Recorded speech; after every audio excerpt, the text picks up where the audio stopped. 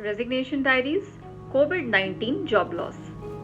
हाय नेहा, एक बेरोजगार इंसान का दर्द मैं अच्छे से समझता हूँ, इसलिए इस ग्रुप की शुरुआत की ताकि मेरे जैसे लोग जिनके पास काम नहीं है उन्हें एक ही प्लेटफॉर्म पर लाया जा सके, जिससे अपने काम की तलाश के साथ साथ अगर किसी और के लिए कोई जॉब अपॉर्चुनिटी दिखाई देती है, खड़ी होती है, तो उसका फायदा ग्रुप में मौजूद उस शख्स को मिल सके। लिंक्डइन पर मैसेजिंग के जरिए दीपक ने अपनी बात मुझ तक पहुंचा दी। दीपक, एक टैलेंट एक्विजिशन प्रोफेशनल जिसने 11 साल के वर्क एक्सपीरियंस के बाद कोविड-19 के कारण अपनी नौकरी हाल ही में गंवा दी। लिंक्डइन पर नौकरी की तलाश जारी है, लेकिन इस बीच दीपक ने एक बड़ा ही अलग काम किया। उसने अनएम्प्लॉयड ड्यूरिंग कोविड-19 के नाम से एक ग्रुप की शुरुआत की, जिसमें हर बेरोजगार के लिए जगह है। 300 से अधिक मेंबर्स वाले इस ग्रुप में हर शख्स नौकरी की तलाश में है। ये पहल मुझे अनोखी और अच्छी लगी। वैसे पिछले कुछ हफ्तों में मैंने नोटिस किया है कि कई स्टार्टअप्स भी इस पैंडेमिक के दौरान बेरोजगार प्रोफेशनल्स को नौकरी देने के लिए खुलकर सामने आ रहे हैं। लिंक्डइन पर खबरें खंगालते हुए इस ग्रुप पर मेरी नजर पड़ी और फिर दीपक के बैकग्राउंड पर। बस मैंने उससे बातचीत शुरू कर दी।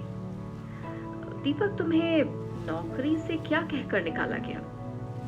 इस सब्जेक्ट पर रिसर्च करने की मंशा से मैं पेपर्स छांटने लगी और दीपक से चैटिंग जारी रही। नहीं मैडम, मुझे निकाला नहीं था। दरअसल कुछ महीनों से वो कंपनी सैलरी सही से नहीं दे रही थी। उस कंपनी में मुझे सिर्फ 7 महीने ही हुए थे। उसका वर्क एनवायरनमेंट भी मुझे सूट नहीं कर रहा था। बस इसलिए मैंने इस्तीफा डाल दिया। मैं वहां अपना नोटिस पीरियड पूरा करके निकला था। मेरे सवाल पूछने के 30 सेकंड के अंदर ही जवाबी मैसेज बीप हो गया।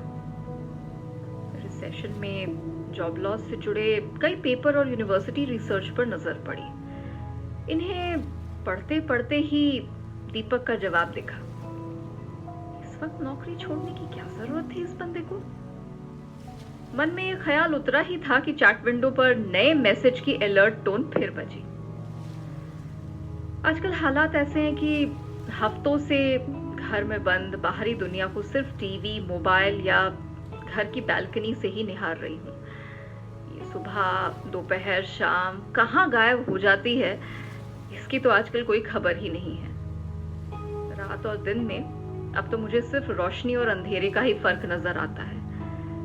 लॉकडाउन मोड में तो अपने इलाके में बस शांति का ही वास है। नेहा, आप सोच रही होंगी कि वायरस की रोकथाम और लॉकडाउन के बीच नौकरी को छोड़ने का क्या मतलब था, isn't it? दरअसल जिस वक्त अपना पेपर डाला था और दूसरी कंपनियों से बातचीत शुरू की थी, तब ऐसे हालात न थे। इनफैक्ट मुझे एक बड़ी कंपनी में अच्छा ऑफर मिल गया था।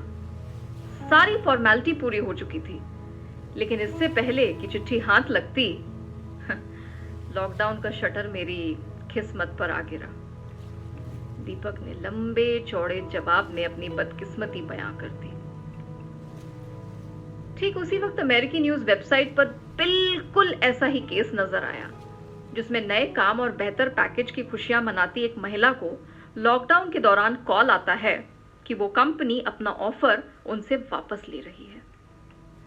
संक्षेप में पढ़ने के बाद मैं दीपक को फिर मैसेज करने लगी।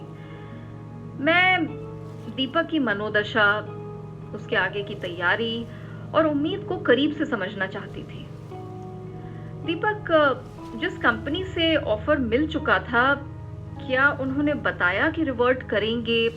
मतलब अगर आगे जाके स्थिति में सुधार होता है तो क्या बात आगे बढ़ सकती है?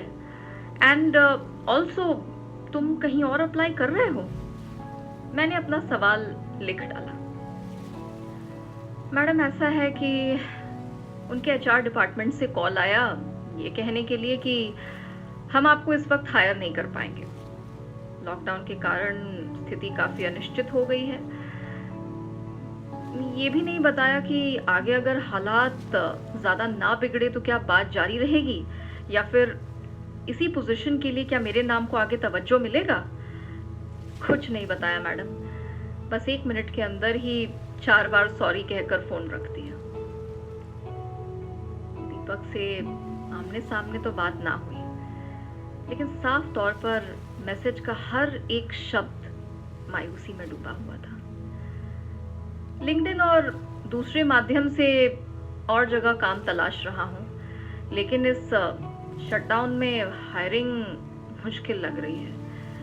वैसे तो आम दिनों में भी कोई ऑफर कन्वर्ट होने में समय लगता है, और अभी का तो वक्त ही ऐसा अनसर्टन है। कोई कंपनी कुछ भी कमिट नहीं करना चाहती मैडम, सब वेट एंड वॉच वाले मोड में है। इकोनॉमी को कितनी मार झेलनी पड़ेगी क्या पता, दीपक ने जवाब दिया। अच्छा फिर एक बात बताओ दीपक, खाली वक्त में क्या करते हो? इन एनी केस कहीं बाहर निकलना तो पॉसिबल है नहीं। मेरा अगला सवाल बिल्कुल तैयार था। अब तो मैडम बस नौकरी पाने की कोशिश जारी है। गूगल, लिंक्डइन में अपना सीवी बेहतर करने के तरीके समझ रहा हूँ, साथ ही अपने टेक्निकल नॉलेज को ब्रश अप करने का मेरे पास ये सही मौका है।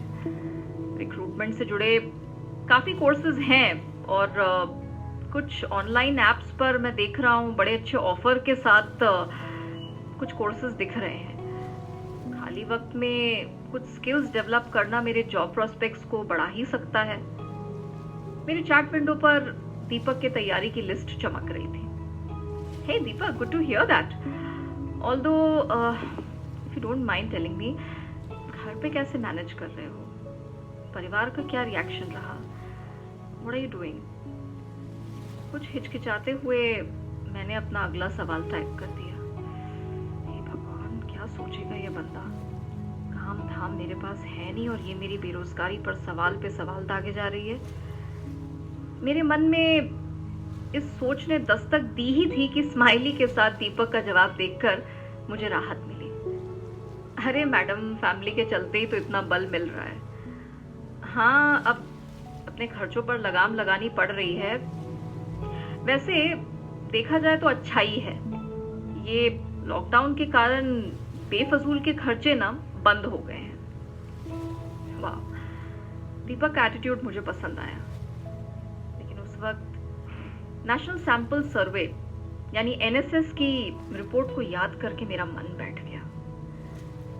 उस रिपोर्ट के अनुसार भारत में 13 करोड़ से ज्यादा गैर कृषि नौकरियां खतरे में पड़ सकती हैं, जो travel, tourism, hospitality, auto, IT जैसे तमाम सेक्टरों में छटनी का रूप धारण कर सकती है। बस मैडम, अब उम्मीद है कि इस वायरस से देश को छुटकारा मिले और हमें हमारी बेरोजगारी से। खिलखिलाते हुए इमोजी के साथ दीपक ने आखिरी मैसेज भेजकर टेक केयर लिख दिया। दीपक को जल्द से जल्द उसकी मनचाही नौकरी मिले, इस कामना के साथ मैंने ऑल द बेस्ट कहकर चैट पर विराम लगा दिया। हालांकि 35 मिनट की इस बातचीत के बाद मन में एक नया ख्याल उठ खड़ा हुआ। ये प्रोफेशनल वर्ल्ड में आखिर सबसे बेकार अनुभव क्या है? जमी जमाई नौकरी का अचानक छूट जाना, या फिर पुराना जॉब अपनी मर्जी से छोड़ने के बाद नए जॉब ऑफर से हाथ धो बैठना?